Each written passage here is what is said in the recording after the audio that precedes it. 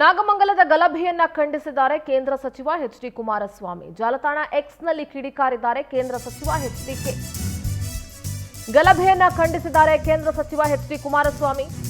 ಸಾಮಾಜಿಕ ಜಾಲತಾಣ ಎಕ್ಸ್ನಲ್ಲಿ ಕಿಡಿಕಾರಿದ್ದಾರೆ ಕುಮಾರಸ್ವಾಮಿ ಅವರು. ಹಿಂದೂಗಳನ್ನೇ ಟಾರ್ಗೆಟ್ ಮಾಡಿ ಪುಂಡ್ರು ದಾಂಧಲೆಯನ್ನ ಮಾಡಿದ್ದಾರೆ. ಉದ್ದೇಶಪೂರ್ವಕವಾಗಿ ಕಿಡಿಗೇಡಿಗಳಿಂದ ಹಲ್ಲೆ ನಡೆದಿದೆ. ಘಟನೆಗೆ ನಾಗಮಂಗಲ ಪೊಲೀಸರ ವೈಫಲ್ಯವೇ ಕಾರಣ.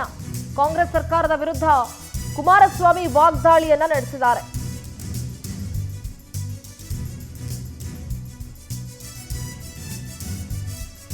ಸಾಮಾಜಿಕ ಜಾಲತಾಣ ಎಕ್ಸ್ನಲ್ಲಿ ಕಿಡಿಕಾರಿದ್ದಾರೆ ಕೇಂದ್ರ ಸಚಿವ ಎಚ್.ಡಿ. ಕುಮಾರಸ್ವಾಮಿ. ಮಂಡ್ಯದ ಸಂಸದರು ಹೌದು.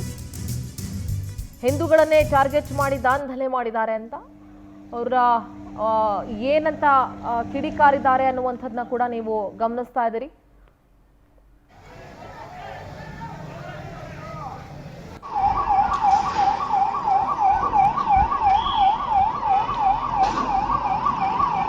ನಡೆದಿರುವ ಘಟನೆಯನ್ನ ನಾನು ಉಗ್ರವಾಗಿ ಖಂಡಿಸ್ತೇನೆ.